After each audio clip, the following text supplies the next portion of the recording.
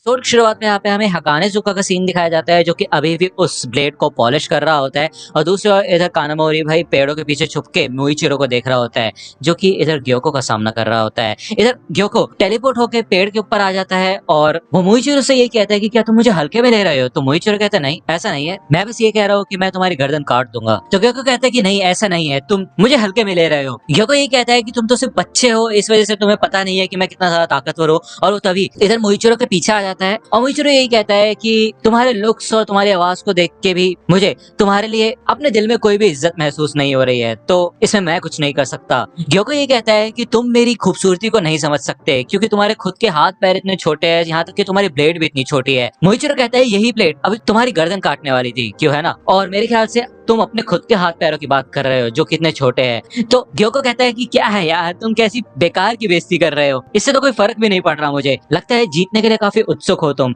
मुइचिरो कहता है कि तुम अपने वास को तो देखो, कितना अनसिमेट्रिकल है, कितनी घटिया तरीके से बनाया गया है इसको, एकदम बेकार। जिसे सुन के यहाँ पे भाई ग्योको काफी ज्यादा गुस्सा हो जाता है क्योंकि उसे ऐसा लग रहा होता है कि उसकी सारी की सारी चीजें परफेक्ट है। तभी वो यहाँ पे अपने हाथों में 10 वास लेके आ जाता है और अपने blood demon art 10,000 blinding slime fish attack का इस्तेमाल करता है, जिससे कि यहाँ पे वो मुइचिरो की और बहुत सारे फिशेस से अटैक करता है। यहाँ पे मुइचिरो इस अटैक से बचने की कोशिश करता है और एक पेड़ के ऊपर आ जाता है, जिसके बाद वो अपने mist breathing 6th form lunar dispersing mist का इस्तेमाल करके भाई सारी के सारे फिशेस को एक ही स्लाइस में काट के रख देता है। जब ग्योको इस अटैक को देखता है तो वो काफी ज्यादा शॉक हो जाता है ये देख के कि यार मुइचिरो अभी भी इतना ज्यादा फुर्तीला कैसे है, क्योंकि उसकी बॉडी में तो अभी तक पॉइजन का असर बढ़ जाना चाहिए था जिससे कि ये हिल भी ना पाए, लेकिन तब भी इसे कुछ भी नहीं हो रहा। लेकिन कोई चिंता करने वाली बात नहीं है क्योंकि इन फिशेस को काटने के बाद इनके अंदर से और भी ज्यादा जहर निकलेगा जो कि स्किन के थ्रू भी एब्जॉर्ब किया जा सकता है, जिससे कि ये पलक झपकते ही मर जाएगा। मुइचिरो तभी यहाँ पे अपने mist breathing 3rd form scattering mist splash का इस्तेमाल करके ये पूरे के पूरे पॉइजनस क्लाउड को भाई अपने से दूर उड़ा देता है और ग्योको के ऊपर उसकी गर्दन काटने के लिए आगे बढ़ता है। तभी यहाँ पे भी दिखाया जाता है कि भाई ग्योको की स्किन यहाँ पे रह चुकी होती है और ग्योको गायब हो चुका होता है, जिसे देख के यहाँ पे मुइचिरो थोड़ा चिढ़ जाता है और वो यही कहता है कि तुम कब तक डॉज करके ऐसे पेड़ के ऊपर जाके छुपते रहोगे। तो ग्योको यहाँ पे हंसता है और वो कहता है कि आखिरकार मेरे को अपने असली रूप में आना ही पड़ा। इस दुनिया में सिर्फ तुम तीसरे इंसान हो जिसने मेरा असली रूप देखा है और उसके बाद कोई भी जिंदा नहीं बचता जब मैं सीरियस हो जाता हूँ। तो मुइचिरो कहता है अच्छा ऐसी बात है क्या। ग्योको बताता है कि ये जो मेरे नए ट्रांसपेरेंट स्केल्स है ये डायमंड से भी ज्यादा मजबूत है और मैं अपनी इस फॉर्म को वास के अंदर काफी समय से रिफाइन कर रहा था, तो चलो फिर मेरे आगे झुको।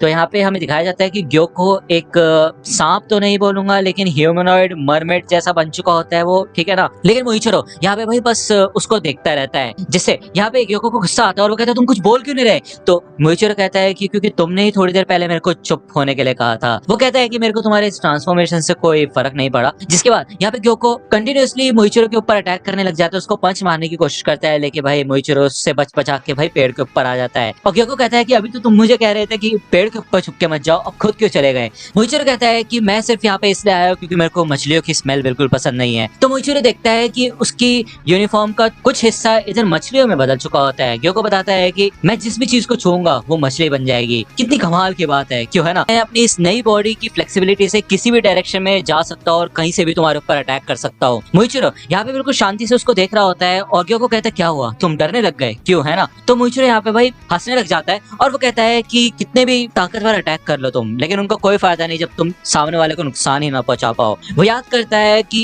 जब उसने युइचिरो का हाथ पकड़ा था तो इन दोनों की बॉडी पे कीड़े रेंगना शुरू हो चुके थे। जब उस दिन मुइचिरो मरने की कगार पे था तो उसने एक बार को अपनी आंखें भी बंद कर ली थी, लेकिन तभी उसको अमाने की आवाज सुनाई दी थी।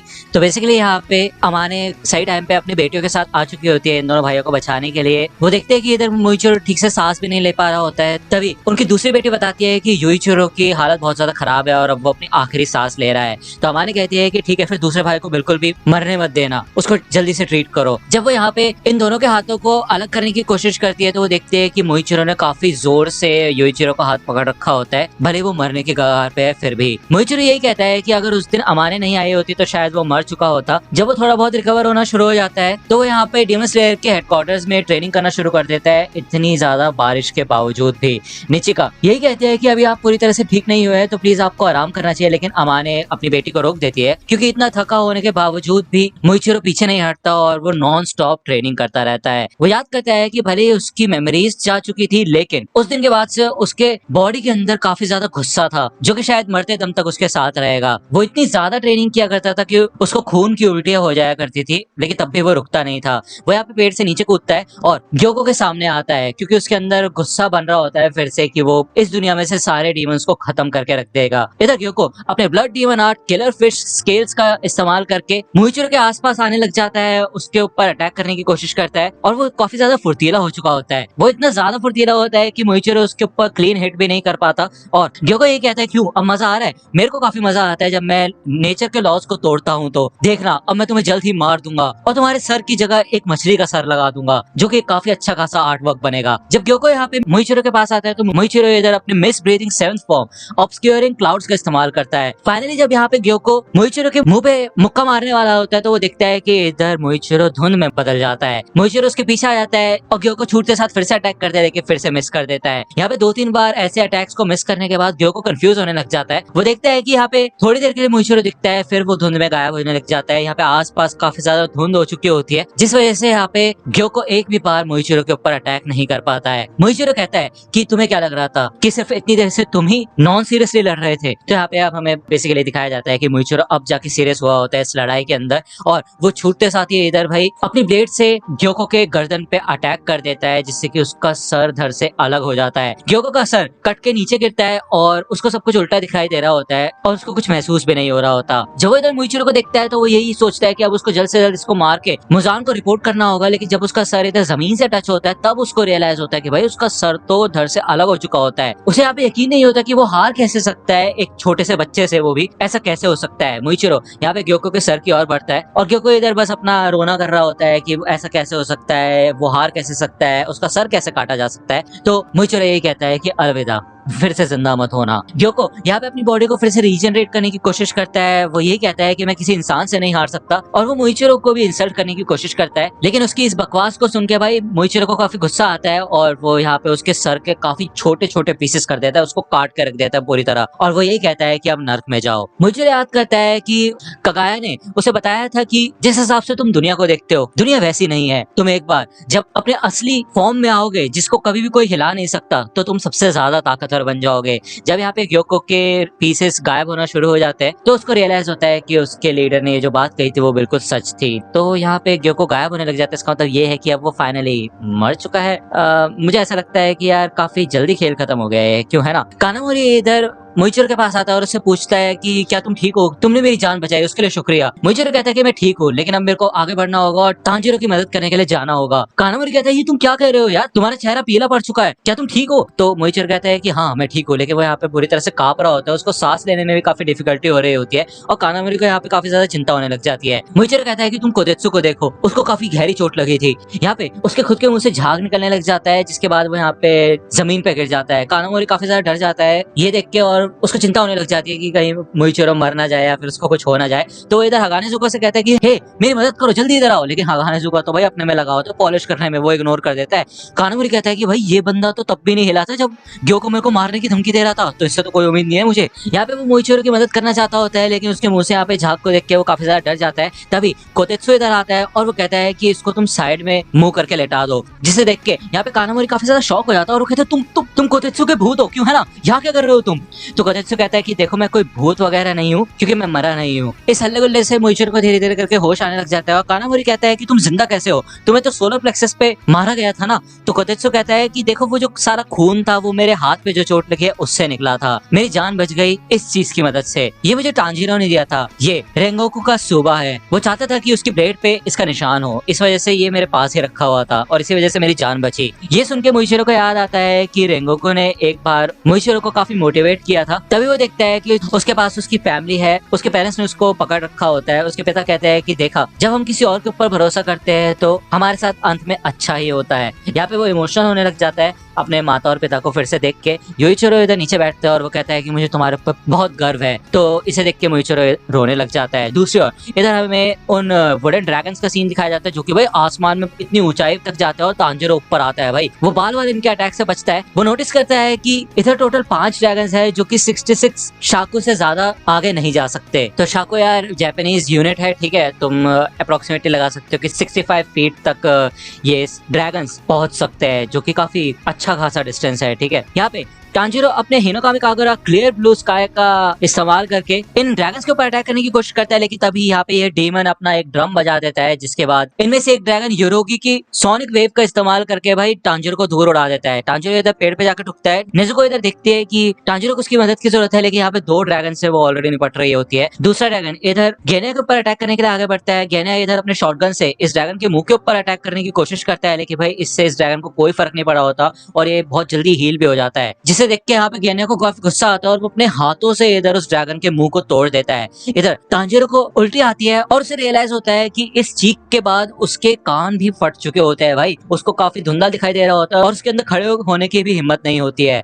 तभी ये डीमन 2 और ड्रम्स को बजाता है, जिसके बाद ये ड्रैगन आइजुत्सु की ताकत का इस्तेमाल करके भाई काफी खतरनाक विंड अटैक करते हैं, जिससे कि तांजिरो के लेफ्ट पैर में भी चोट लग जाती है, काफी तगड़ी, उसका पैर कुचल जाता है। ठीक है, वो डीमन 2 और ड्रम्स को बजाता है, जिसके बाद ये ड्रैगन सेकिडो की लाइटनिंग का इस्तेमाल करते हैं। इनसे भी तांजिरो बचने की कोशिश करता है, वो भागने की कोशिश करता है और वो यही सोचता है कि ये अकेला डीमन चारों इमोशंस की ताकत का इस्तेमाल कर सकता है। इधर ये ड्रैगन्स नेजुको और गेनिया को भी पकड़ लेते हैं, उनके ऊपर अटैक कर देते हैं। ठीक है, यहाँ पे तांजिरो अपने ब्रीदिंग टेक्निक्स का इस्तेमाल नहीं कर पाता क्योंकि वो पूरी तरह से हील नहीं हुआ होता है। तो वो इधर ड्रैगन से दूर भागने के बारे में सोचता है। वो यही सोचता है कि इनकी एक लिमिट है जिससे आगे ये नहीं जा सकते। अगर वो उस लिमिट से आगे चले जाएगा तो उसको थोड़ा समय मिल जाएगा सांस लेने का और अपने आप को हील करने का। लेकिन तभी यहाँ पे वो डीमन फिर से एक ड्रम बजाता है, जिसके बाद इस ड्रैगन के मुंह में से और छोटे छोटे मुंह निकल जाते हैं, जिससे कि ये थोड़ा और स्ट्रेच हो पाता है और ये आगे चल के तांजिरो को पकड़ लेते हैं। यहाँ पे ये तांजिरो को अपनी मुंह की ओर खींचने लग जाता है और तांजिरो इधर अपने ब्लेड का इस्तेमाल करने की कोशिश करता है, लेकिन वो बहुत ज्यादा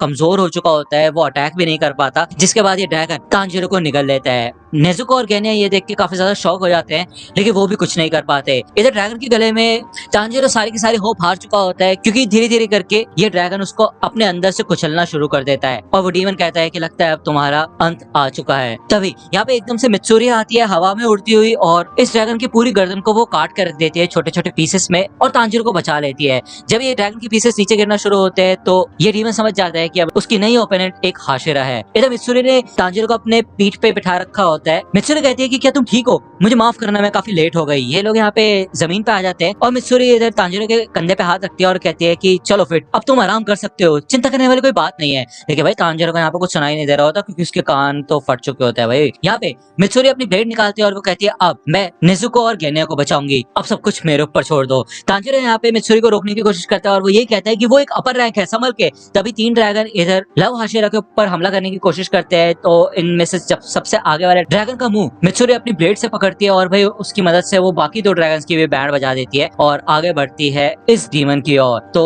ये एपिसोड यहीं पे खत्म होता है और इस एपिसोड से हमें क्या पता चलता है?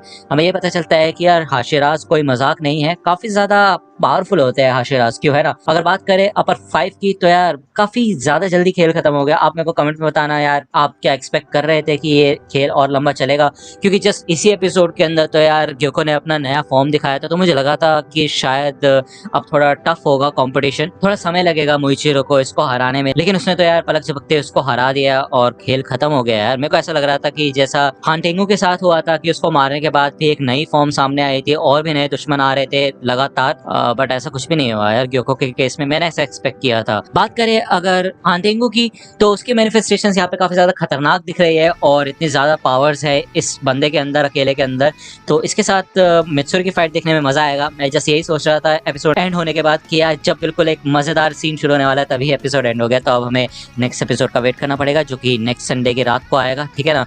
मंडे तक आपको वीडियो मिल जाएगी। मुझे पता है ये वीडियो थोड़ी सी लेट हो चुकी है, सुबह के अराउंड आपको मिल रही है, वरना मैं रात में बनाता हूँ एज यूजुअल, है कि नहीं। लेकिन कोई बात नहीं, बस आप अपना प्यार और सपोर्ट दिखाओ। जैसे कि मैंने आपको बताया लास्ट वीडियो पे यार, एज रिस्ट्रिक्शन है, उस पर प्रॉब्लम आ चुकी है, तो प्लीज़ यार सपोर्ट दिखाओ जितना दिखा सकते हो, क्योंकि यार काफ़ी मुश्किलों से मैं ये वीडियो बनाता हूँ। तुम लगा लो एज रिस्ट्रिक्शन का मतलब है कि वो वीडियो कोई पैसा नहीं कमाएगी, फिर से मैं कितनी मेहनत कर लूँ, कितना भी रात में जाग लूँ, इट डजंट मैटर, ठीक है। तो यार प्लीज़ समझा करो यार, काफ़ी रिस्क उठा के वीडियो बना रहा हूँ, ऑलरेडी कॉपीराइट स्ट्राइक है चैनल पे, तब भी डीमन स्लेयर की वीडियो बना रहा हूँ। तो यार प्लीज़ यार इतना तो कर ही सकते हो कि लाइक सब्सक्राइब तो कर लो यार। मिलता हूं आपसे